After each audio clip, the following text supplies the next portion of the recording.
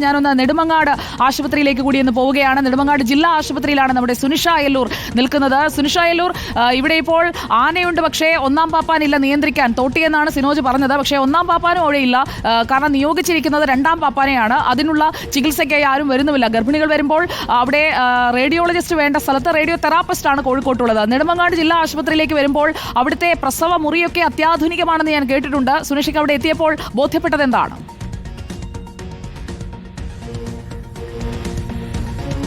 ഈ പറഞ്ഞതുപോലെയാണ്, ഒരുപക്ഷെ സിനോജ് പറഞ്ഞതുപോലെ തന്നെ ഇവിടെയും അത്തരത്തിലൊരു സോണോളജിസ്റ്റ് പോസ്റ്റ് അത് ഒഴിഞ്ഞു കിടക്കുന്നു എന്നുള്ളത് തന്നെയാണ് പ്രധാനപ്പെട്ട പ്രശ്നമായി പറയുന്നത്.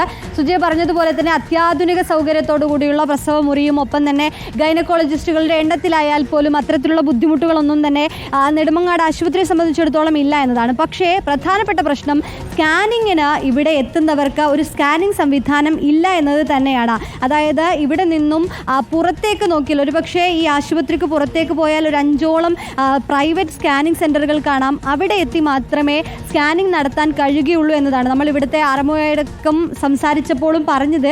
ആദ്യത്തെ 3 സ്കാനിങ്, ഈ ഗർഭിണികളുടെ ആദ്യത്തെ 3 സ്കാനിങ് സൗജന്യമായി ചെയ്യാൻ പുറത്തൊരു സ്കാനിങ് സെൻ്ററിൽ സൗകര്യം ഒരുക്കിയിട്ടുണ്ട് എന്നതാണ്. നേരത്തെ പറഞ്ഞതുപോലെ ഒരു ടൈപ്പ് നടത്തിയിട്ടുണ്ട്. അത് ഈ ഗീതാസ് ലാബ് എന്നൊരു ലാബുമായാണ് ടൈപ്പ് നടത്തിയിരിക്കുന്നത്. അവർക്ക് 3ഓളം സ്കാനിങ് നടത്താമെന്നതാണ്. പക്ഷേ അതിനപ്പുറം ഒരുപക്ഷെ ഒരു ഗർഭിണിയെ സംബന്ധിച്ചിടത്തോളം 7-8 സ്കാനിങ് നടത്തേണ്ട സാഹചര്യമുണ്ട്. പക്ഷേ 3 സ്കാനിങ് മാത്രമേ പുറത്തുനിന്ന് ചെയ്യാൻ കഴിയുകയുള്ളൂ. ഒപ്പം തന്നെ ഈ NT സ്കാൻ പോലുള്ള സ്കാനിങ് സംവിധാനങ്ങൾ അതൊക്കെ തന്നെയും ഏത് രീതിയിൽ ഇപ്പോൾ പുറത്തുനിന്ന് നോക്കുമ്പോൾ, ഞാനിവിടെ സംസാരിച്ചപ്പോഴും പറഞ്ഞിരുന്നത്, അകത്ത് ഒരു സോണോളജിസ്റ്റ് ഉണ്ടായിരുന്നെങ്കിൽ, റേഡിയോളജിസ്റ്റ് ഉണ്ടായിരുന്നെങ്കിൽ, കൃത്യമായി സംവിധാനങ്ങൾ ഇവിടെ തന്നെ പരിശോധിക്കാനുള്ള സംവിധാനങ്ങൾ ഉണ്ടായിരുന്നെങ്കിൽ കുറച്ചുകൂടി മെച്ചപ്പെടുമായിരുന്നു എന്നുള്ളത് തന്നെയാണ്. കാരണം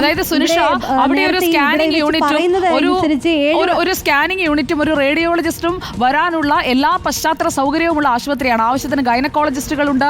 അതുപോലെ തന്നെ ചികിത്സാ സംവിധാനങ്ങൾക്കായിട്ടുള്ള അകത്തെ പശ്ചാത്തല സൗകര്യങ്ങളെല്ലാം ഏറ്റവും മികച്ചതാണ്. എന്നിട്ടും അവിടെ ഈ സൗകര്യം ഒരുക്കാതെ ഓഫർ വച്ചിരിക്കുന്ന ഒരു സ്കാനിങ് സെന്ററിലേക്ക് ഡോക്ടേഴ്സ് തന്നെ അങ്ങോട്ടേക്ക് ഇവരോട് പൊയ്ക്കോളൂ എന്ന് പറയുന്നതിന്റെ ഒരു അടിസ്ഥാനം എന്തായിരിക്കും? ഇത് അവർ തമ്മിലുള്ള ഒരു ഉടമ്പടിയല്ലേ? ഈ ഉടമ്പടിയൊക്കെ പൊളിക്കേണ്ടതല്ലേ? സർക്കാരിന്റെ നിയന്ത്രണത്തിലുള്ള ആശുപത്രികളിൽ സ്കാനിങ് സംവിധാനം ഇല്ലാതെ വെച്ചുകൊണ്ട് പുറത്തുള്ള സ്കാനിങ് ലാബുകളെ സഹായിക്കേണ്ട ഉത്തരവാദിത്തം ആർക്കാണ്? എന്തിനാണ് ഇത് ചെയ്യുന്നത്? അപ്പോൾ നാട്ടുകാർ പറയുന്നത് പോലെ കമ്മീഷൻ അടിക്കുകയാണോ സുനിഷ?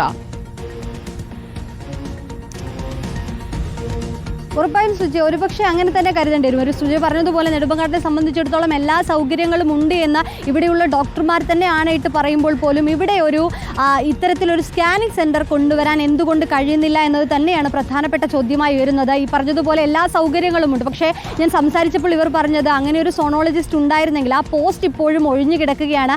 അത് സർക്കാർ ചെയ്യേണ്ട കാര്യമാണ്. PSC മുഖാന്തരമൊക്കെ തന്നെയും എടുക്കുന്നൊരു കാര്യമാണ്. അത് സർക്കാരിൻ്റെ ഭാഗത്തു നിന്നും ചെയ്യേണ്ട കാര്യമാണ്. പക്ഷേ അങ്ങനെ ഒരു പോസ്റ്റ് ഇല്ലാത്തത് ബുദ്ധിമുട്ട് അതിവിടെ ഉണ്ട് എന്നതാണ്. അങ്ങനെ നേരത്തെ നമ്മൾ സംസാരിച്ചപ്പോൾ പറഞ്ഞത് 7 വർഷം മുമ്പ് ഒരു യൂണിറ്റ് ഒക്കെ തന്നെയും സ്കാനിങ് ഉപകരണമൊക്കെ തന്നെയും ഉണ്ടായിരുന്നു. പക്ഷെ പിന്നീട് അതിൻ്റെ പ്രവർത്തനം പോയി എന്നതടക്കമുള്ള കാര്യങ്ങൾ പറഞ്ഞത്. പക്ഷെ ഇന്ന് അവരോട് സംസാരിച്ചപ്പോൾ പറഞ്ഞത് ഈ സോണോളജിസ്റ്റിന്റെ ഒരു ഇല്ലായ്മ അത് വലിയ രീതിയിൽ ബുദ്ധിമുട്ടുണ്ടാക്കുന്നുണ്ട് എന്നതാണ്. പക്ഷേ മനസ്സിലാകാത്ത കാര്യം, ആശുപത്രികളിലെ സംവിധാനങ്ങളെ കുറിച്ചൊക്കെ അവിടെയുള്ള ഡോക്ടേഴ്സിനും അതുപോലെ അധികൃതർക്കും ഒക്കെ നല്ല ബോധ്യമുണ്ട്. പക്ഷേ എന്തുകൊണ്ട് ഈ സംവിധാനം ഒരുക്കിത്തരണമെന്ന് ആരോഗ്യവകുപ്പിനോട് അവർ ആവർത്തിച്ച് ആവശ്യപ്പെടുന്നില്ല? അപ്പോൾ ഈ ആശുപത്രിക്ക് ചുറ്റുപാടും കാണുന്ന സ്കാനിംഗ് സെന്ററുകളുടെ ലാബുകളുടെ എണ്ണം കൂണുപോലെ മുളച്ചു പൊന്തുന്നു എന്ന് ആലങ്കാരികമായി പറയുന്നത് പോലെ തന്നെയാണ്. പ്രത്യേകിച്ചും തിരുവനന്തപുരം മെഡിക്കൽ കോളേജിന് മുന്നിൽ നേരത്തെ മുൻ വർഷങ്ങളിൽ ഉണ്ടായിരുന്നതിനേക്കാൾ 7-8 എണ്ണം കൂടുതലായി വരുമ്പോൾ അത് കച്ചവട സാധ്യത മുന്നിൽ കണ്ട് തുറന്നതാണെന്ന് ആർക്കാണ് അറിയാത്തത്? ഇനിയുമുണ്ട് പറയാൻ. പലയിടങ്ങളിലേക്കും ഞങ്ങളുടെ പ്രതിനിധികൾ പോകുന്നുണ്ട്. ഞങ്ങൾ സാമൂഹിക ഉത്തരവാദിത്തത്തോടെ ഈ വിഷയം ഏറ്റെടുക്കുകയാണ്. ആലപ്പുഴയിൽ ആ കുഞ്ഞിന്റെ അച്ഛനും അമ്മയ്ക്കും ഉണ്ടായ വേദന ഇനി ഒരു മനുഷ്യനും ഉണ്ടാകരുത് എന്ന പൂർണ്ണ ബോധ്യത്തോടെ